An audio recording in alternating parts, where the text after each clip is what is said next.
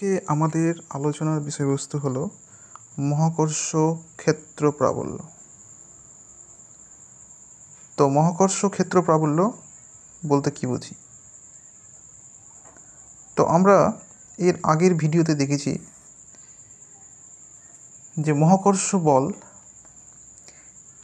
নিউটনের সূত্র অনুসারে লিখতে পারি যে দুটো ভর ক্যাপিটাল এম এবং স্মল এম যারা আর দূরত্বে অবস্থিত। এবার মহাকর্ষ সূত্র অনুসারে মহাকর্ষ বল এফ সমান লিখতে পারবো ভর দুটির গুণফল এবং দূরত্বের স্কোয়ার। এবার এর আগের ভিডিওতে আমরা এটাও দেখেছি কিভাবে বিভিন্ন ক্ষেত্রে মহাকর্ষ বলটা বের করতে হয়। এবার এখানে যদি আমরা এই রাশিটাকে অর্থাৎ একটা এমকে বাদ দিয়ে বাকি রাশিটাকে আমরা ছোট্ট একটা রাশি জি এর মাধ্যমে যদি প্রকাশ করি তাহলে কি দেখতে পাবো? এফ সমান জিএম লিখতে পারি। আবার এখানে জি সমান কি ধরেছি? GM by R square. তো এখানে এই পুরো রাশিটাকে অর্থাৎ জিএম বাই আর স্কোয়ারকে স্মল জি ধরা হয়েছে। এই স্মল জিটাই হচ্ছে মহাকর্ষ ক্ষেত্র প্রাবল্য।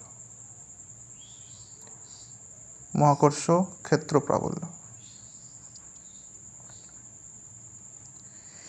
এবার এই মহাকর্ষ ক্ষেত্র প্রাবল্যের সংজ্ঞাটা কি সেটা আমরা একটু দেখি। তো আমরা এই ইকুয়েশন থেকে দেখতে পাচ্ছি যে মহাকর্ষ ক্ষেত্র প্রাবল্য সংজ্ঞাটা হবে এরকম।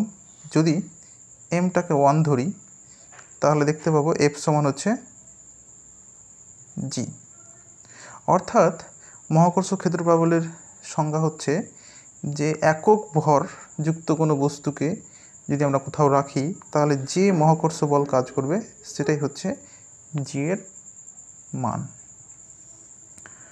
তো আমরা মোটামুটি এখান থেকে একটা আইডিয়া পেয়েছি যে মহাকর্ষ ক্ষেত্র প্রাবল্যটা কী জিনিস।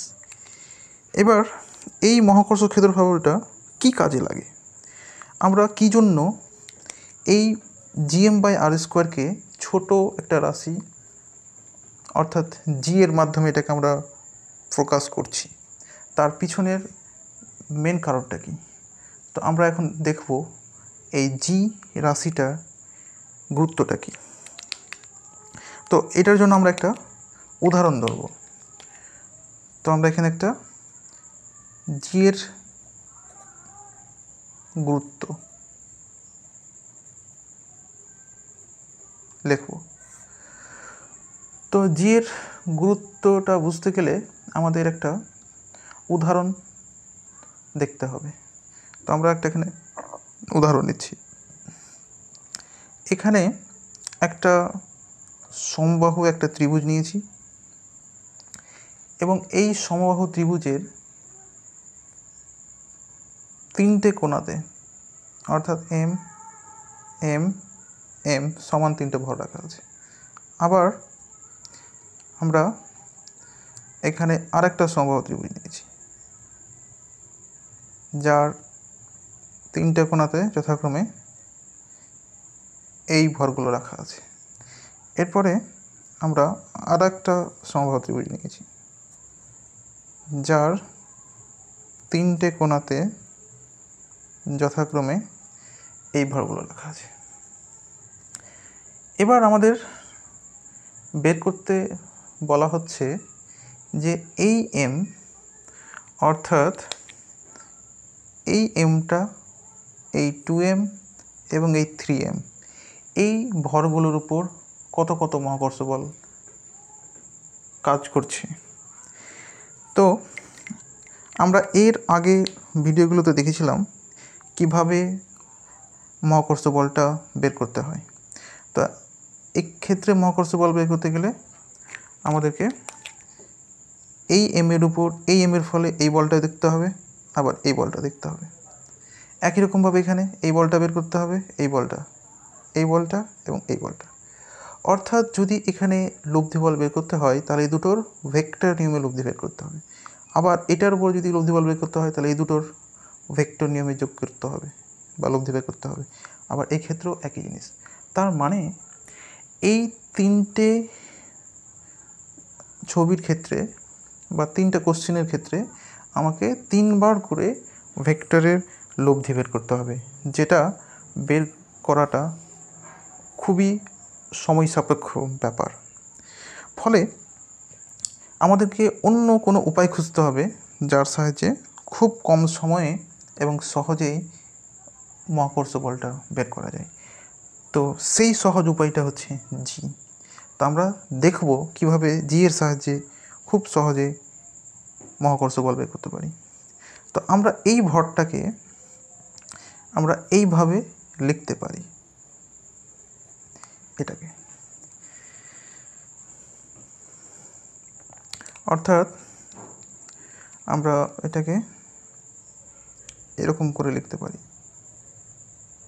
একটা সমবাহু ত্রিভুজ, এখানে এম রাখলাম, এখানে এম রাখলাম, এই জায়গাতে 1 রেখে দিলাম আর তার সঙ্গে ইন্টু করে দিলাম এম।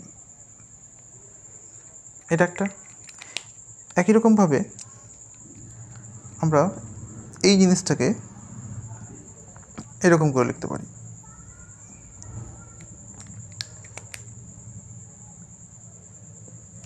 একটা সমবাহু ত্রিভুজ, এম এম, আর এখানে একটা একক ভর, তাকে ইন্টু করে দেবো এই ভরটা দিয়ে। এটা করতে পারি।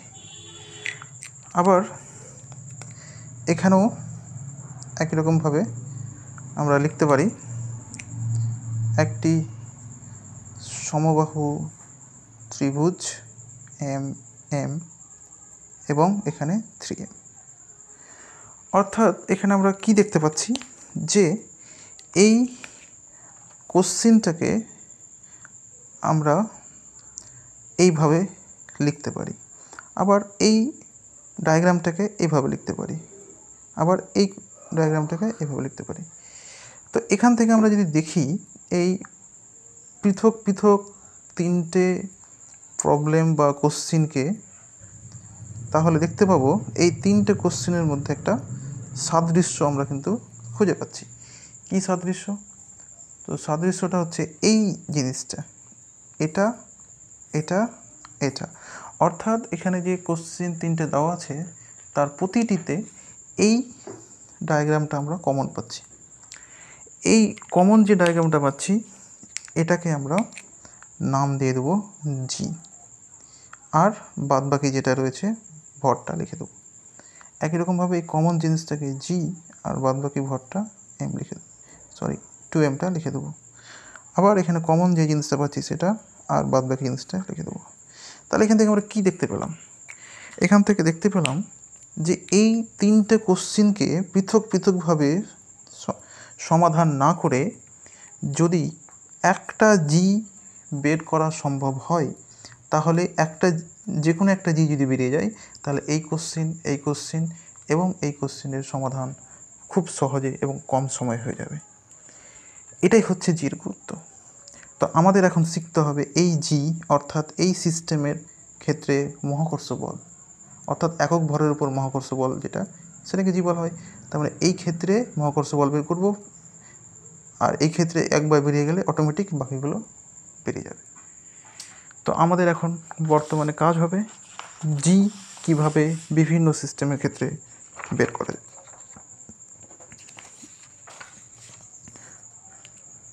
তো আমরা এখন জিটা বের করব। তো এটার জন্য আমরা প্রথমে সহজ একটা উদাহরণ নেব। এক্সাম্পল 1। এই উদাহরণে আমরা দুটো ভর এম এম আর মধ্য একটা বিন্দু ও, আর ভর দুটির মধ্যে যে দূরত্ব সেটা হচ্ছে এই। এবার আমরা এই ও বিন্দুতে জি এর মান অর্থাৎ মহাকর্ষ ক্ষেত্র প্রাবল্যের মানটা বের করব। তো মহাকর্ষ ক্ষেত্র প্রাবল্য বের করতে হলে আমাদেরকে এই বিন্দুটাতে 1 বসাতে হবে, কারণ আমরা আগেই দেখলাম যে মহাকর্ষ ক্ষেত্র প্রাবল্যের ডেফিনেশনটা হচ্ছে যে একক ভরের উপর যে বল কাজ করবে। ওই জন্য যেখানে মহাকর্ষ ক্ষেত্র প্রাবল্য বের করতে বলবে সেখানে আমরা একক ভর বসাবো। এবার এই একক ভরের উপর কত মহাকর্ষ বল কাজ করছে সেটাই হবে লব্ধি জি এর মান। তো আমরা এখন বের করব সেটা। তো এই একক ভরটা এই এম ভরের দিকে আকর্ষিত হবে, তার মানে আমরা সেটাকে এইদিকে দেখাতে পারি। আবার এই একক ভরটা এইদিকে আকর্ষিত হবে, সেটাকে এভাবে দেখাতে পারি। যেহেতু একক ভরের উপর বল, ওটাকে ওই জন্য আমরা G1 দিয়ে দেখাতে পারি, এটাকে G2 দিয়ে দেখাতে পারি। F1 অথবা F2 দিয়ে লিখলেও হবে। তো আমরা এখন বের করব যে ও বিন্দুতে মহাকর্ষ ক্ষেত্র প্রাবল্য।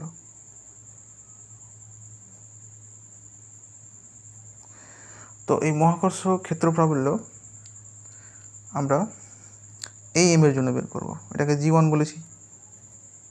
আর দেখতে পাচ্ছি এটা হচ্ছে বলতে ভুলে গেছি, এই মহাকর্ষ ক্ষেত্র প্রাবল্য কিন্তু একটা ভেক্টর, কারণ এটা এফ এবং এম এর অনুপাত। যেহেতু এফটা ভেক্টর, ফলে জিটাও ভেক্টর। তো ফলে এখানে আই ক্যাপ জে ক্যাপের সাহায্য নিতে হবে, বা এটাকে আমরা গাণিতিকভাবে বা জ্যামিতিকভাবে এর লব্ধিটা বের করতে পারি। তো এখানে যদি আমরা G1 এর মানটা শুধু যদি লিখি, তাহলে এটা হবে ভর দুটির গুণফল এবং মধ্যবর্তী দূরত্ব, এটা হবে a/2 তার স্কোয়ার। একই রকমভাবে যদি আমরা এই একক ভরের উপর এই এম এর জন্য যদি আকর্ষণ বলটা বের করি অনুরূপভাবে, তো সেটা হবে G2 equal to Gm into 1 by a/2 তার স্কোয়ার। তো আমরা এখান থেকে দেখতে পাচ্ছি যে বল দুটোর মান সমান এবং অপোজিট দিকে কাজ করছে। তো আমাদের এখন বর্তমানে মুখ্য উদ্দেশ্য হচ্ছে যে এদের লব্ধিটা বের করা। তো আমরা এর আগে দেখেছি যে লব্ধি বল বা লব্ধি ভেক্টর বের করার 3টা উপায় আছে। একটা হচ্ছে উপাংশ নিয়মে, জ্যামিতিক নিয়মে, গাণিতিক নিয়মে। তো আমরা এখানে যেটা সবথেকে সহজ উপায় সেটা বলবো, কারণ বাকি উপায়গুলো বা বাকি মেথডগুলো আগেই উল্লেখ করা হয়েছে। ফলে এখানে আমরা সময় নষ্ট না করে যেটা সবথেকে সহজ পদ্ধতি সেটা আমরা এখানে অ্যাপ্লাই করব। তো আমার মতে এখানে সবথেকে সহজ পদ্ধতি হচ্ছে গাণিতিক নিয়মটা। তো এই ক্ষেত্রে লব্ধি মহাকর্ষ ক্ষেত্র প্রাবল্য হবে G equal to G1 minus G2। তো এইখানে আমরা G1 মাইনাস G2টা কি জন্য লিখলাম, কারণ এখানে দেখতে পাচ্ছি এটা 180 ডিগ্রিতে আছে, বা কেউ যদি মনে করে ডাইরেক্ট সূত্র দিয়ে লিখবো সেটা করলেও হবে। তো আর না হলে এখানে অনুমানের ভিত্তিতে লিখলেও হবে, যে কোনো একটা। তো এখান থেকে যদি আমরা মানটা বসিয়ে দিই, তাহলে দেখতে পাবো a square 4 Gm by a square. তাহলে এটা সমাধান করলে উত্তর পাবো 0। অতএব আমরা এখান থেকে দেখতে পেলাম যে লব্ধি মহাকর্ষ ক্ষেত্র প্রাবল্যটা 0 হচ্ছে। এরপরে আমরা আরেকটা সিস্টেম নেব, এক্সাম্পল 2।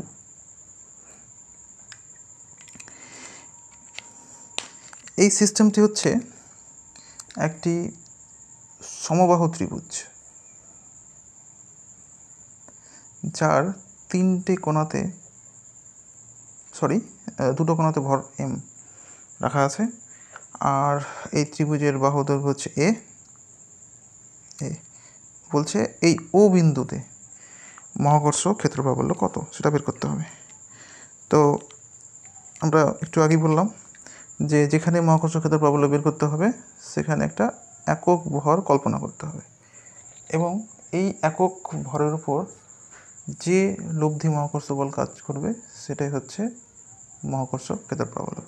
তো দেখতে পাচ্ছি 1 বাদ দিলে দুটো ভর থাকছে, তার মানে এখানে দুটো বল কাজ করবে, এদিকে এফ আর এদিকে এফ। আর এই এফের মানটা কত হবে যদি বের করি, তো দেখতে পাচ্ছি এই দুটো বল সেম, তাহলে এখানে এফের মানটা হবে ভর দুটির গুণফল, তার মানে জি এম ইন্টু 1 / দূরত্ব, এটা এ স্কোয়ার। তো আমরা এটাকে এইভাবে লিখতে পারি gm/a²। আবার এই এফ ওটাও এটাই হবে, তো ফলে আর এক্সট্রা করে বের করার কোনো দরকার নেই। এবার যেহেতু সমবাহু ত্রিভুজ, এই অ্যাঙ্গেলটা হবে 60 ডিগ্রি। তো এখন আমাদের কাজ, আচ্ছা সরি, এখানে আমি মহাকর্ষ ক্ষেত্র প্রাবল্যকে সাধারণত জি দিয়ে লেখা হয়, তো এখানে এফ দিয়ে লিখেছি, কোনো অসুবিধা নেই, এটাকে জি লিখলেও চলবে, লিখতে পারি। এটাকে জি লিখলেও হবে, এফ লিখলেও হবে, অসুবিধা নেই। তো এটাকে আমি আপাতত জি দিয়ে লিখছি, যেহেতু মহাকর্ষ ক্ষেত্র প্রাবল্য, এফ লিখলেও কোনো অসুবিধা নেই, লিখতে পারি। ঠিক আছে, এবার এই দুটোর লব্ধি বের করব। তো লব্ধি বের করার যেটা বললাম যে 3 রকম পথ আছে, তো আমরা এখানে যেটা সব থেকে সহজ অর্থাৎ গাণিতিক পদ্ধতি যেটা, সেটা অবলম্বন করব। তো এই ক্ষেত্রে মহাকর্ষ ক্ষেত্র প্রাবল্য লব্ধি মহাকর্ষ ক্ষেত্র প্রাবল্য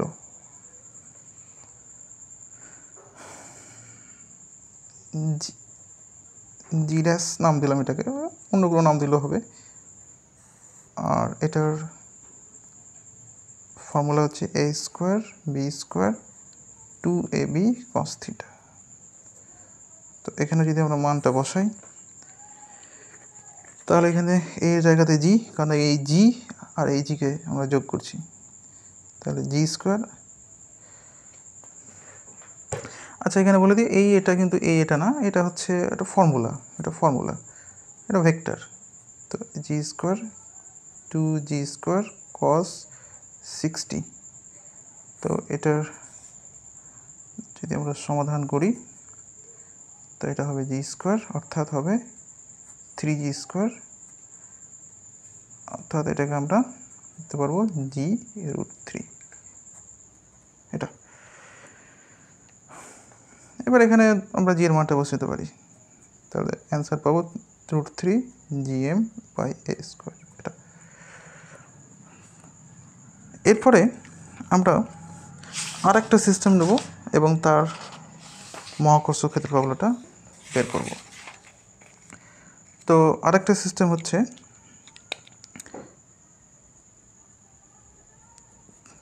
একটা বর্গক্ষেত্র, যার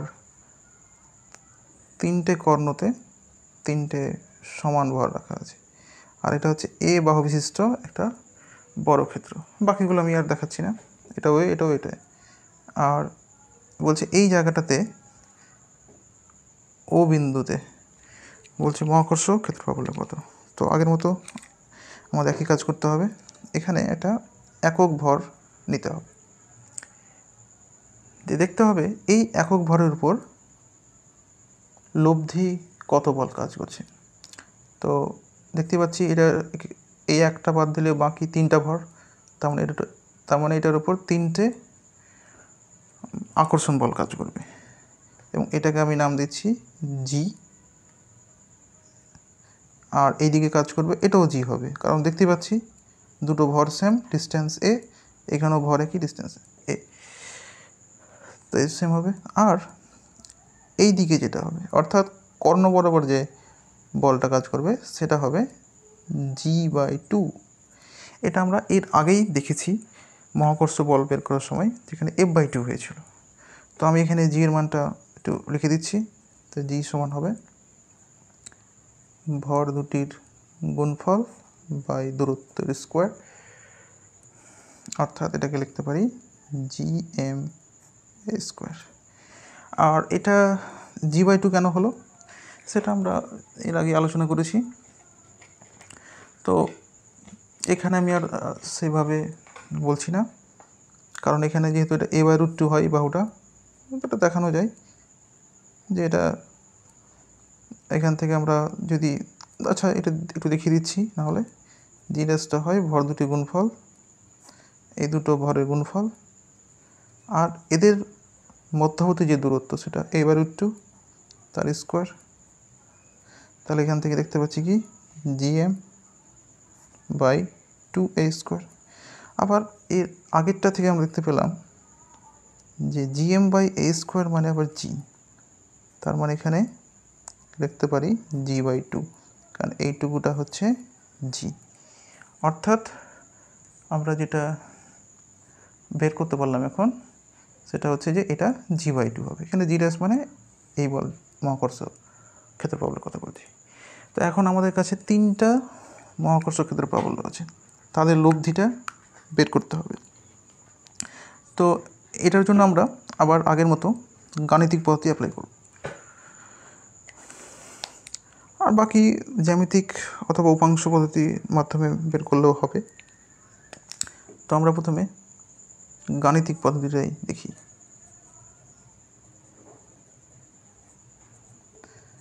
তো এটার জন্য আমাদেরকে এই ডায়াগ্রামটা আরেকবার ড্র করতে হবে। তো এখানে ডায়াগ্রামটা ড্র করলাম। এরপর আমরা বলগুলোকে মান অনুসারে দেখাবো, অর্থাৎ যার মান বেশি হবে সেটাকে বড় আকারে, যার মান কম হবে সেটাকে ছোট আকারে। তো এখানে দেখতে পাচ্ছি জিটা বড় আছে, তাহলে এটাকে আমি এরকম বড় করে দেখালাম। এটা আর এটা অর্ধেক g/2, তার মানে এখানে 3 নম্বর মহাকর্ষ ক্ষেত্রের প্রাবল্য বা বলটা ছোট, তাহলে এটাকে ছোট আকারে দেখাবো g/2।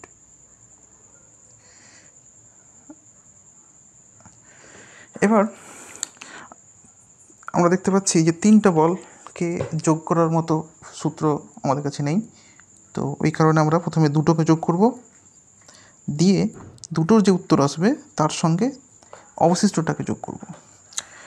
তো এখানে এই জি আর জি 90 ডিগ্রি কোণে আছে দেখতে পাচ্ছি, তাহলে এদের লব্ধিটায় আমরা যদি বের করি, তো এই লব্ধি ফর্মুলা অনুসারে a² b² 2ab cos θ এই অনুসারে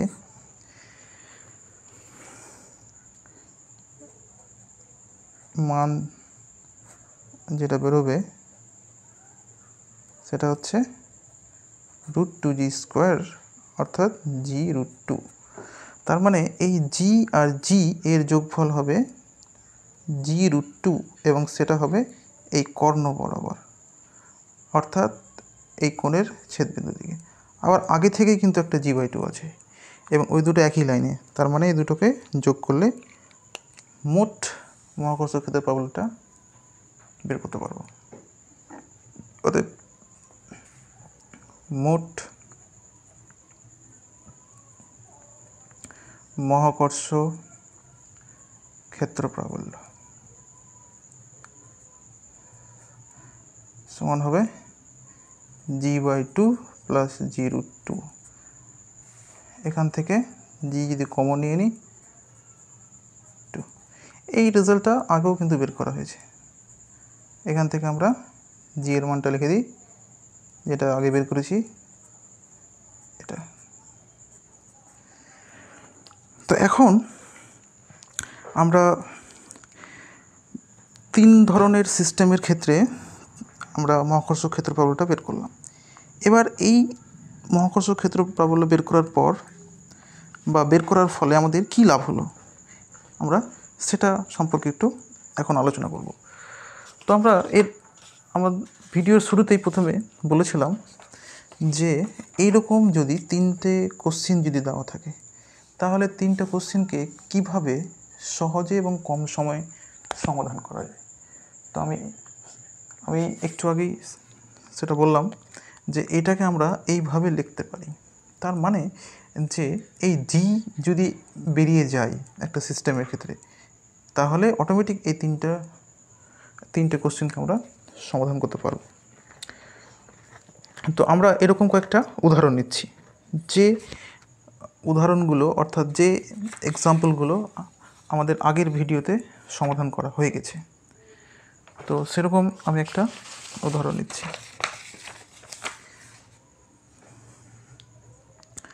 তো 1 নম্বর উদাহরণ হচ্ছে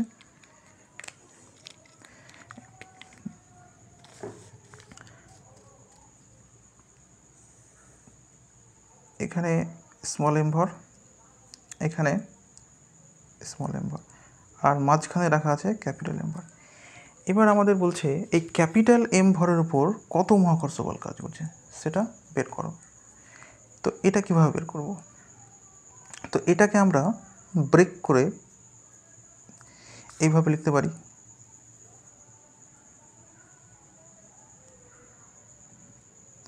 আর এখানে 1 রাখলাম ইনটু ক্যাপিটালে।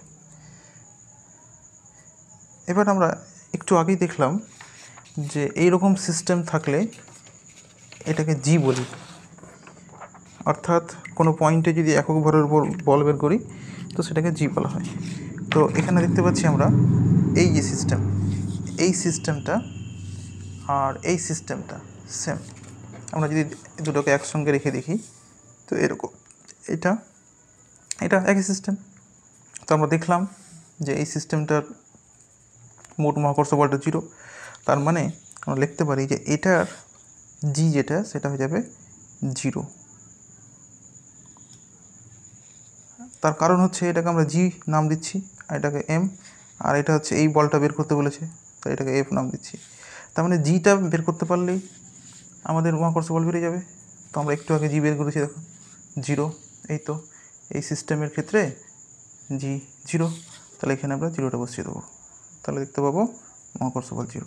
তার মানে এই মহাকর্ষ বলটা আমাদের মাত্র 2 লাইনের মধ্যে অ্যান্সার বেরিয়ে গেল। যদি শর্ত আছে, সেই বিশেষ শর্তটা হচ্ছে যদি জি এর মানটা আমাদের জানা থাকে, তাহলে খুব সহজেই 2 লাইনের মধ্যে মহাকর্ষ বলটা বের করা যায়। এরকমভাবে আমরা আরও দুটো সিস্টেম নেব এবং ওদের মহাকর্ষ বলটা খুব সহজেই বের করব। এক্সাম্পল 2, আমরা একটা এ বাহু বিশিষ্ট সমবাহু ত্রিভুজ নিয়েছি। এখন এই সমবাহু ত্রিভুজের যে কোনো একটা ভর, এর এই ভরটার উপর বলেছে মহাকর্ষ বল কত। তাহলে দেখতেই পাচ্ছি যে এটার উপর মহাকর্ষ বল এদের কাজ করবে, এদের কাজ করবে, লব্ধি বের করতে হবে। তো একটু বেশি সময় লাগবে এবং সেটা অনেক দীর্ঘ হবে। তো আমরা এটাকে জি দিয়ে খুব কম সময় করতে পারি। তো এটাকে আমরা কীভাবে করতে পারি? এটাকে আমরা এইভাবে লিখতে পারি, অর্থাৎ যে ভরের উপর মহাকর্ষ বল চেয়েছে সেই জায়গাতে 1 করে দিলাম, ইনটু করে সেই ভরটাকে লিখে দিলাম। আর এখানে মহাকর্ষ বল এটাকে এফ লিখে দিতে পারি, আর এটাকে জি বলা হয়, আর এটা এম। তার মানে এই সিস্টেমের জি যদি আমাদের জানা থাকে তাহলে সহজেই আমরা মহাকর্ষ বলটা পেয়ে যাব। তো আমরা একটু আগেই এই সিস্টেমের জিটা বের করেছি এবং সেটা হচ্ছে এই যে। তার মানে যদি দুটোকে একসঙ্গে রেখে যদি দেখি, আমরা দুটোকে যদি একসঙ্গে রেখে দেখি তাহলে দেখতেই পাচ্ছি এই যে। তার মানে এই সিস্টেম আর হচ্ছে এই সিস্টেম সেম। তো আমরা একটু আগে দেখলাম যে এই সিস্টেমের লব্ধি জি এর রেজাল্ট হচ্ছে এটা। তাহলে এটাকে আমরা এখানে লিখে দেবো। তাহলে এটা হবে √3 GM A² ইন্টু এম। তাহলে এখান থেকে আমরা লিখতে পারবো √3 GM² বাই A²। তাহলে আমাদের খুব সহজেই মহাকর্ষ বলটা বেরিয়ে গেল। কিন্তু আবার সেই আগের মতোই শর্ত শুধু একটা, জিটা জানা থাকতে হবে। এরপরে আমরা আরেকটা উদাহরণ নেব এবং সেটা হচ্ছে বর্গক্ষেত্রের উদাহরণ। এক্সাম্পল 3।